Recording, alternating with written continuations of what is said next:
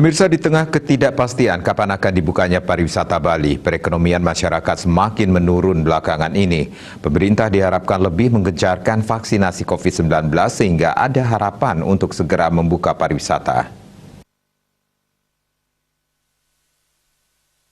Pandemi COVID-19 yang masih terjadi hingga saat ini mengakibatkan perekonomian di Bali sangat menurun drastis.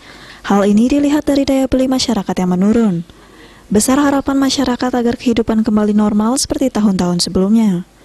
Di sisi lain, vaksinasi COVID-19 agar lebih digencarkan untuk membentuk herd immunity masyarakat, sehingga bisa hidup berdampingan dengan virus corona seperti di negara lain.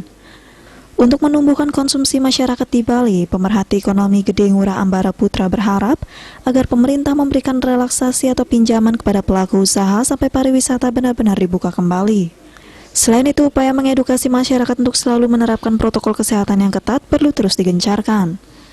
Untuk memberikan harapan hidup, begitu juga untuk menumbuhkan konsumsi masyarakat, pemerintah memberikan relaksasi terhadap pengusaha-pengusaha yang ada pinjaman-pinjamannya. Diberikan relaksasi mungkin sampai 1 tahun atau 2 tahun sampai terjadinya pariwisata hidup kembali. Karena bagaimanapun juga kita lihat sudah di luar sudah biasa lah bahwa COVID itu sudah menjadi flu yang biasa. Tentu Bali akan menjadi kunjungan. Mungkin, nah ini juga penting sekali adalah kita hidup selalu dengan virus ini adalah protokol kesehatannya. Harapannya masyarakat diedukasi oleh pemerintah untuk selalu menerapkan protokol kesehatan ini, karena ini kuncinya.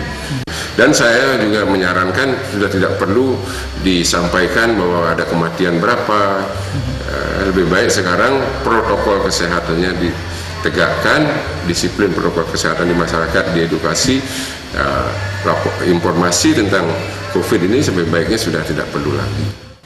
Pihaknya menambahkan pemerintah diharapkan tidak hanya memikirkan virus, melainkan juga memberikan harapan hidup untuk memulihkan kembali ekonomi masyarakat ke depannya.